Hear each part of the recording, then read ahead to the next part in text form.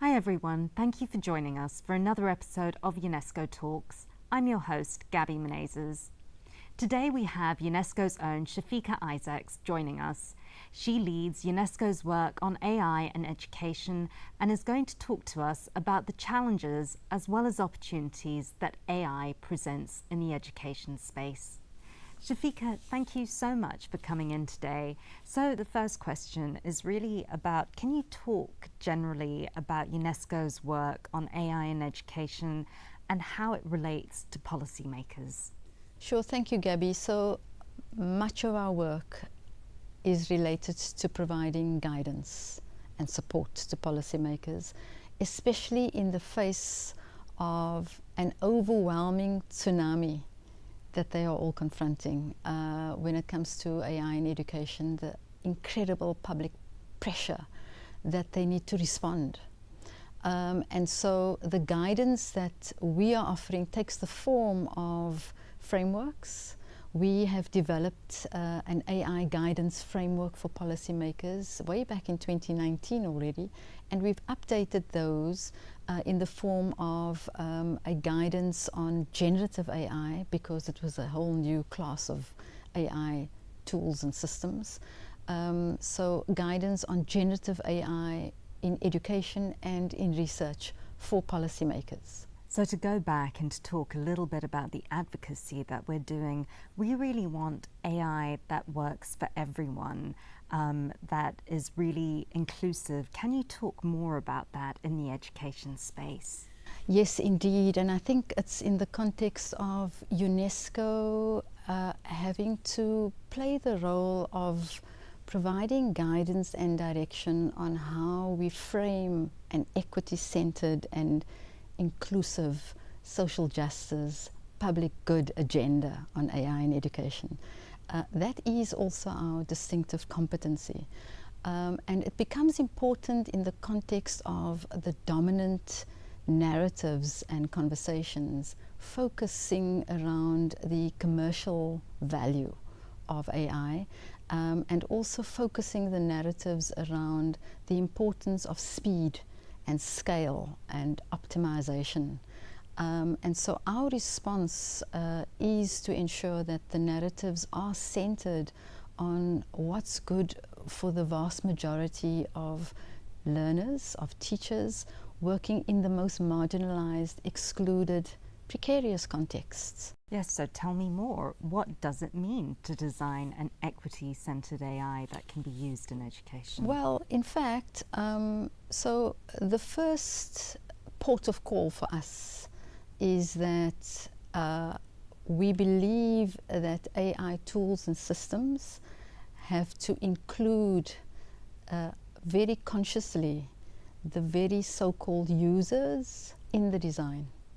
So the women in the rural schools who are teaching, the children who have disabilities, the principals who are leading schools in the most resource-challenged contexts, they need to be part of the design of AI. So we have done a lot of work in the design of these technologies, and I think that becomes an issue of design principle. And of course, I think one of the big successes has been UNESCO put out a competency framework for AI in education. Can you tell me about this framework and why it's considered such a big success for us? We feel that it's quite important to offer this framework as a compass in terms of identifying what are the most critical capabilities that teachers and teacher educators need to navigate the AI world. And the way we framed the AI competency framework for teachers is the fact that we've identified strategies and ways in which to ensure that we center the development of human agency of teachers. And that lies at the heart of the competency framework. How do we make sure that teachers are centered in education but still able to use AI as a tool? So I think the first, if one looks at the AI competency framework, it identifies 5 key aspects that are critical in terms of the capabilities that teachers need in navigating an AI world. The first being that teachers need a foundational understanding of how this technology works. The other is that this time around, understanding and coming to terms with the ethics of AI, being able to discern what is right and what is wrong, because it is fundamentally designed as an unethical ecosystem because of the extent to which it does harm. It harms the environment. It is designed based on exploitation of content workers in Kenya, who are paid very little, work long hours, and are exposed to very traumatic content all the time. It is also much of what is embedded in the design of AI is based on the algorithm of inequality, of bias. And so the biases that are inherent in the worldviews of the developers manifest invariably in the design of the technologies and its use, especially tools that are based on proctoring exams, tools that are based on personalized learning. AI tools that are designed for learners with disabilities have ended up excluding the very learners it intended to include. And so it's reinforced the notion of an inclusion illusion, in other words, you know. And so there are many ways in which teachers then have to come to terms with the ethics that underpin the design and use of AI, and therefore have to develop an ethical competency or capability, which is another crucial part of the framework, along with many other dimensions which I could talk about in more detail.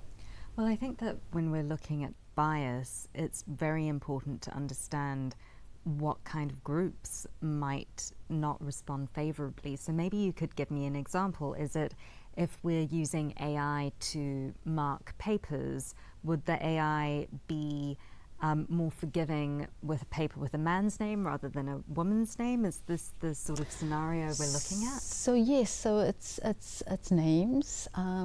It's all manner of cultural biases, linguistic biases, because it is predominantly designed in English.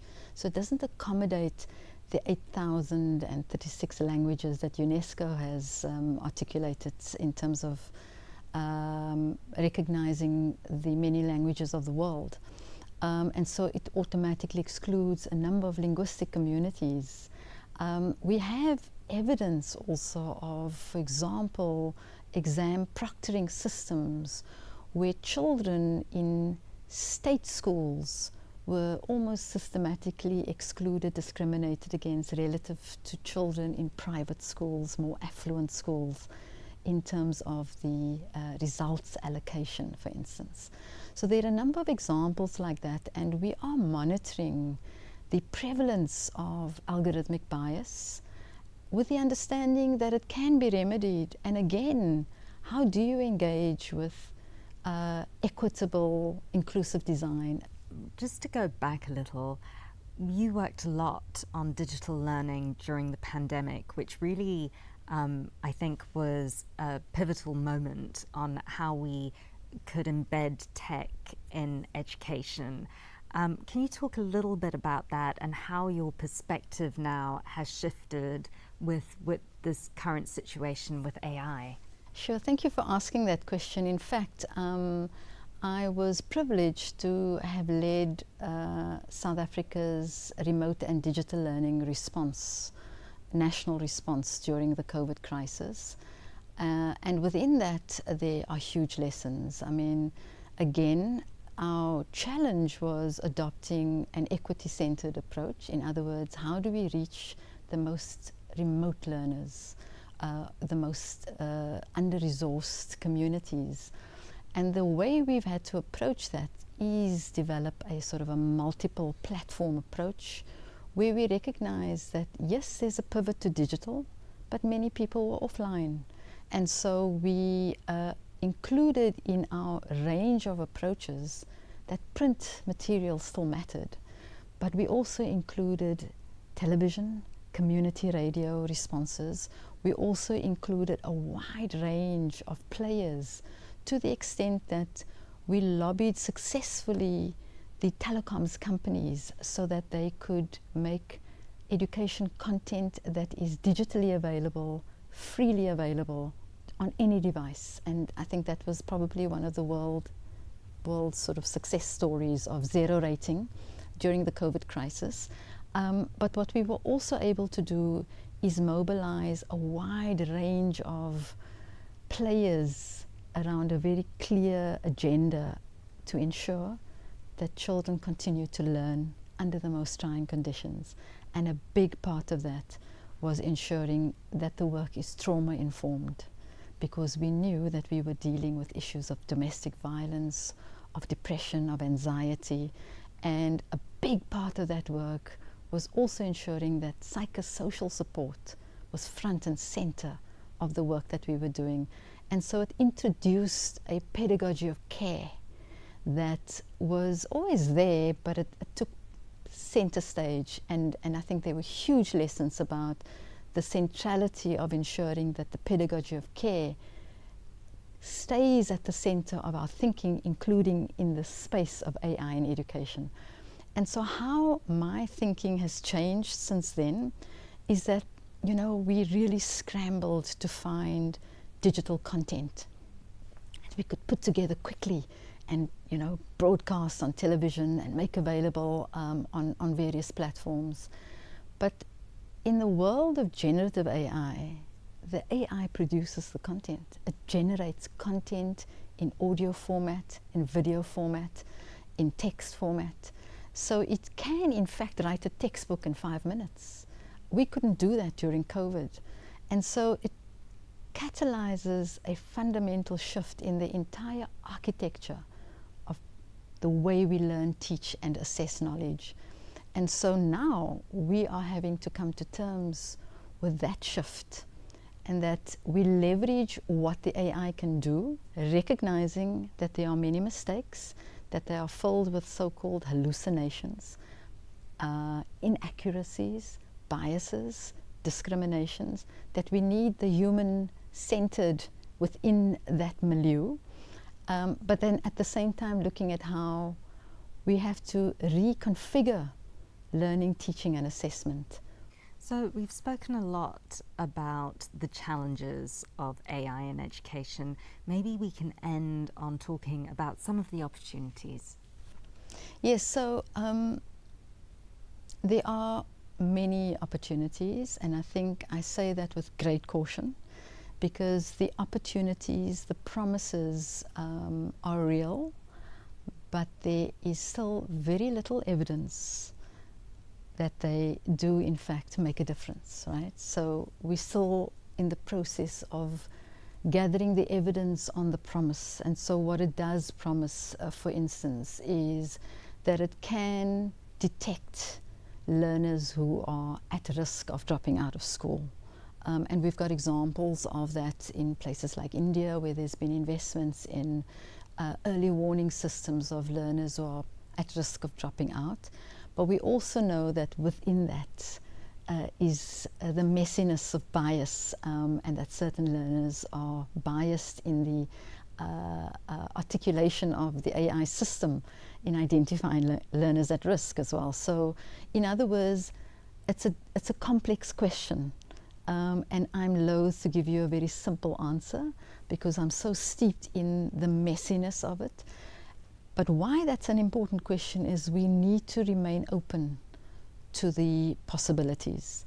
As UNESCO, we're certainly open to exploring what those opportunities hold, and we are working very closely with member states in exploring under what conditions, and I think that's the important thing.